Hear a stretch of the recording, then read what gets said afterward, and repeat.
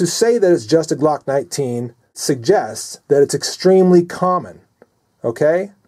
And that's true. It is extremely common. But that's the reason why you want it.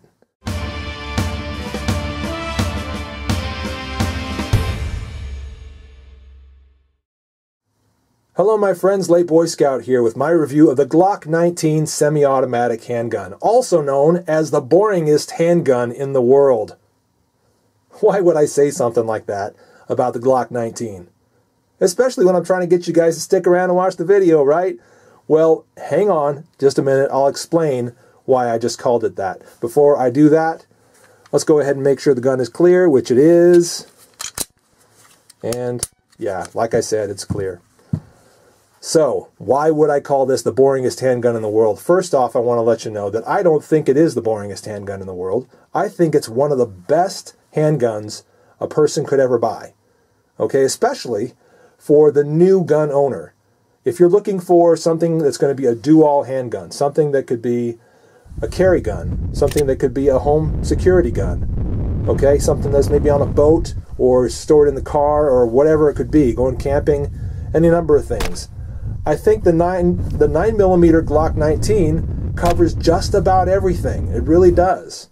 So if you are a new handgun owner or about to become a new handgun owner, I think you can do a lot worse than the Glock 19. Start off with the Glock 19. But that's maybe one of the reasons why it's so boring, because everybody chooses it. Okay, we'll get to that in just a second. But I just wanted to emphasize that no, I personally think it's actually a very, very good choice for a first handgun, and I might elaborate on that a little further in a minute. To talk about why I call this the boringest handgun in the world, I need to begin by telling you guys a story. Okay, so once upon a time, my friend Zombie Tactics here on YouTube sent me a message and said, hey, I've got a voucher for Front Sight, and I was wondering if you'd like to have it. And I said, wow, yeah, that sounds great. It's the 4-day handgun course, defensive handgun course. So we made the necessary arrangements. I got the voucher. I went to Front Sight, had an awesome time. It was one of the best firearm training facilities that I've ever seen. Haven't seen many, I'll be dead honest about that.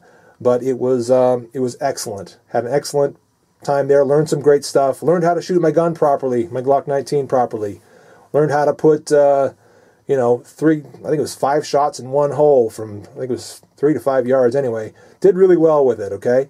Learned some after-action drills. Learned when to shoot the bad guy and when not to shoot the bad guy. All kinds of great stuff. And during that course, during that 4-day defensive handgun course, there are a number of times where an instructor would need to examine your gun for one reason or another. Okay, and so they'll say, I'm going to take your gun, and that meant that they would put their hand on your gun, which was in your holster, and you would kind of keep your arm to the side so they could do so. They would carefully remove it, finger off the trigger, and pointing it in the safe direction. 100% safe there, very, very safe facility, by the way. And they would have to do a little manipulation, a little this or that with your gun. And so that happened to most of the students at one point or another, and at one point when an instructor had to do that for me, he, in returning it, said, well, I was thinking about keeping it, but it's only a Glock. It's only a Glock 19, he says. Okay, all right. So I kind of laughed and shrugged that off, and, the guys around kind of laughed, ha ha ha, yeah, it's just a Glock, yeah. Well, that's exactly the point right there, isn't it? Most people look at the Glock 19, especially, and think, well, it's just a Glock, or it's just a Glock 19. There's nothing fantastic, nothing special about it. And I have to be completely honest with you, I agree. It is not a special gun. Now, if you want a special gun, there's a wide variety of other guns you can buy. Something unique, something special, something cool, something that fits you, that's going to impress your friends. Well, if that's really what you want, there's a wide variety of options out there to really impress other people. To have something in your holster that your instructor, when he removes it from your holster, will say, I'm going to keep this, by the way, or something like that. That'll be his joke instead of, I was going to keep it, but it's just a Glock.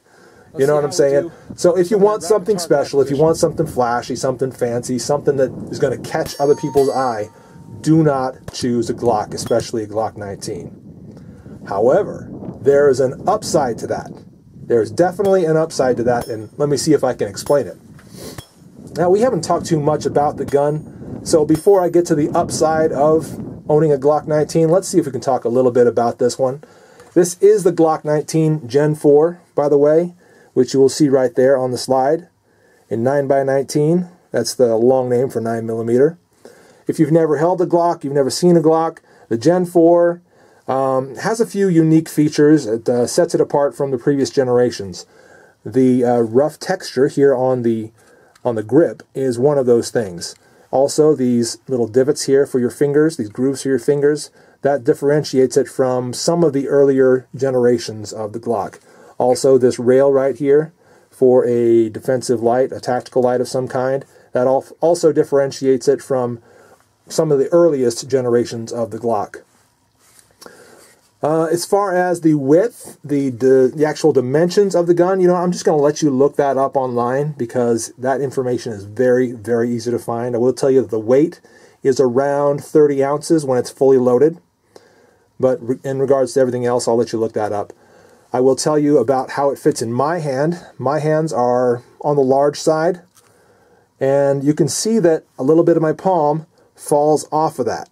Now that can be a bad thing, okay? When you're doing some tactical drills, at front sight for instance, or anywhere else you might do that, and doing some quick reloads, you know, dropping one mag, bringing the other one in as fast as you can, and slamming it home. If you don't pay attention to your grip on the gun as you're doing that, you can very easily get the meat of your hand pinched in between the bottom of this base plate right here and that area. You see how there's sort of an opening right there? You can very easily get the meat of your hand pinched in there, and I did that at least once while I was at front sight. So just one of the downsides of a compact frame like this one on the Glock 19. Some other interesting things about the Gen 4 is the more pronounced magazine release right here. Okay, so that was a little bit smaller on previous generations of the Glock. In fact, I think I have right here Glock 27, either Gen 2 or Gen 3. I'm never quite sure. I'm sure I can find that out, but haven't quite done that yet. And here that is. So you can see that that slide release is much smaller in comparison to the one on the Gen 4. All right? Do I think that you have to have that? No, not really. I think if you have a Gen 3 Glock 19, you're going to be in great shape. In fact, some of you might even prefer the Gen 3 over the Gen 4 due to some reliability issues, which I might talk about a little more in a minute. Some other interesting features on it, you know, no real big changes other than the things that I've pointed out. Oh, except for one major thing, which is the back strap here. It does have removable back straps. I've actually stripped it down to no back strap right now. And so that's why you know, it actually fits a little better in most hands that way. It doesn't have that sort of thick, you know, that really thick Glock frame that you usually have on a Glock. Here are the other back straps that come with the gun right here. What we have here, I think, is the fat one. And then this would be the medium one, I think. Yeah. You can tell that there's a difference there in thickness. And so the way those work is you can see that there's a peg going through right here. And you can also see this groove coming down there on either side of the gun. The way this works simply is, I won't do it all the way for you, but this is the medium one, and that just slips on like that and then just kind of fits into place like that. And you can see that there's already a peg going through there. That's basically sort of a placeholder peg. It's not really used to hold anything in place except just to fill that hole. So you would remove that actually. You would remove that peg, and then you would take this one right here that also comes with the gun, and you would send that through that hole there, thus cinching this down and securing it to the back strap of the gun. And I've had no issues with that. The peg does not move. The back strap does not move. It feels solid. It feels like it belongs on there. And then there's the fatter one. Fits in the exact same way. Does the exact same thing. You know, just like that. Anyway, if you want, so it gives you the option, you know, when you buy the Gen 4, you have that ergonomic option of shrinking your grip down a little bit more, if you like that better, and or fattening it up a little bit more.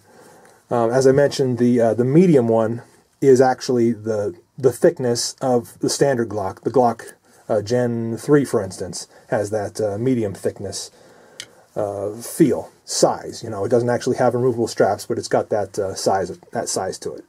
So that's an interesting feature of the Glock 19 Gen 4. Another interesting feature, and I'll take down the gun while I'm doing this. So you saw me pull the trigger earlier, and that's one of the things you need to do in order to take the gun down. Pull the trigger, and then you kind of get on the back of the gun like so, and yank it back just about that much.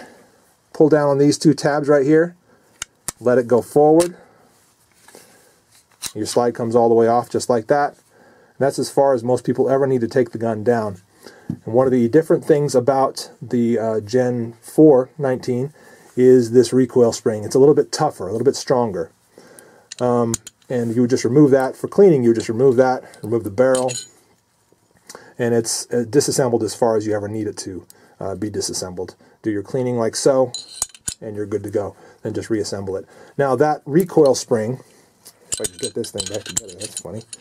That recoil spring is one of the things that I think people think is a downside to the Gen 4, because it is maybe a little bit stronger than the previous versions of it, which means that depending on the brand of ammunition you're using, that can mean that you're going to have some stovepipes, some failures, some rounds that won't fully eject, that'll get caught in here, and you'll have to spend some time clearing that, at least a few seconds.